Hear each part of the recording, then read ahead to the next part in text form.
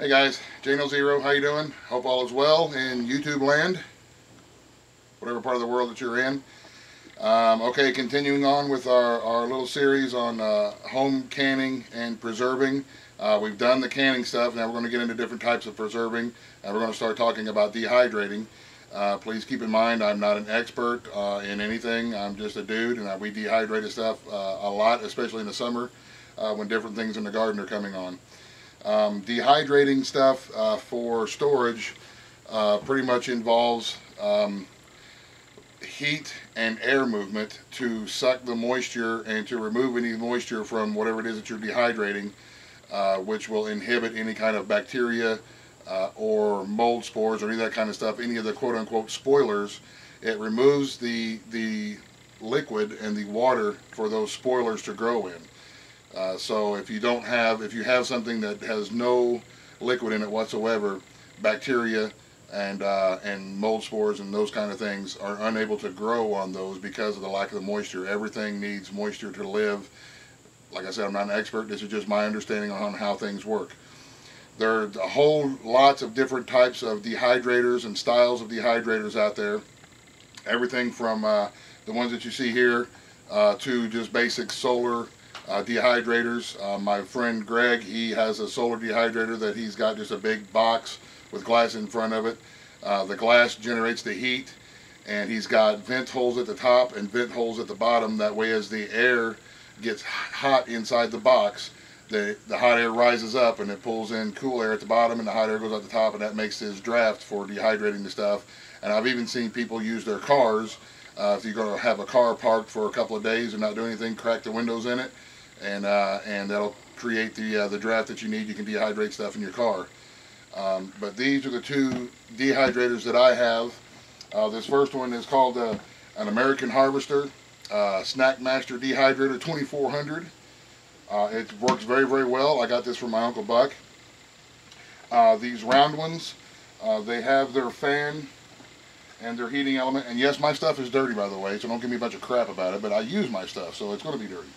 The fan and the heating element is on the bottom, and as it forces the air up through the trays, it circulates the fan and the air and the heat from the bottom up through the trays and comes out the vent hole at the top.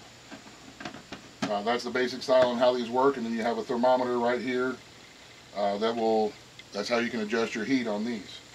The second type is my favorite one that I have now. This was about a year and a half of saving my pennies to afford this my Excalibur dehydrator. This is called an Excalibur Economy. It's a 9 tray.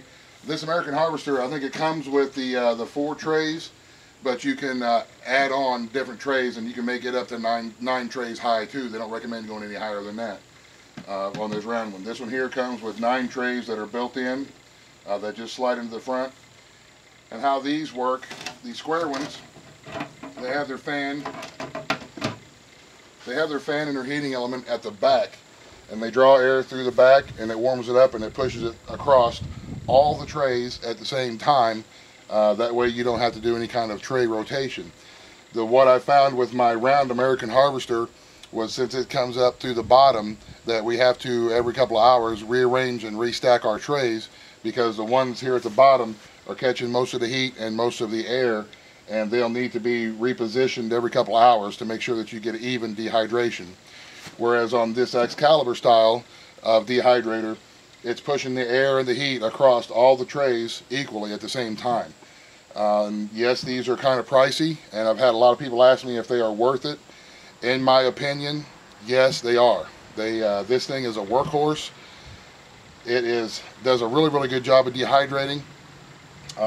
And like you said, you don't have to mess with the stacking, restacking the trays and all that kind of stuff. It does a lot of food at one time. For folks like us who have big, large gardens, you can cram about 50 tomatoes into this dehydrator and dehydrate them all at once for easy storage. So yes, in my opinion, this Excalibur is worth the money. If you have the means and the ability to save up and get one, I do recommend it, because this is my go-to, my workhorse dehydrator right now. Not saying anything against the round styles. They do the job. They work really, really well. It takes a little more attention, and a little more time, but it is what it is. They're they also serve the purpose, and they will serve you well as well. This one, I used that one there for a couple of years before I was able to get my my Excalibur here. Also, like I said, the solar dehydrators and even the parked cars and stuff like that, they will also work well, because all you need is a combination of some low heat for fruits and vegetables. Most manufacturers recommend between 125 and 135 degrees for dehydrating fruits and vegetables, and you just need to have them in an area to where you can have an airflow, so that as the moisture is being drawn to the surface by the heat, it can be whisked away by the airflow that's going through there, the fan or the draft of the air and the solar dehydrators and so on and so forth. So, like I said, I'm not an expert. This is just my understanding of how these things work. These are the two types that I have. There are several different types of dehydrators on the market, and they all will work. They all serve the purpose. They all dehydrate, and that's the whole point. So I hope this helps. This is just a quick explanation of my understanding of how dehydrators work. These are the two that I have. We'll continue on with this series. The next video, we'll start dehydrating stuff, and we'll go from there. So there you go, guys. Thanks for watching. Have a great day. God bless. The end. Buzz, the end.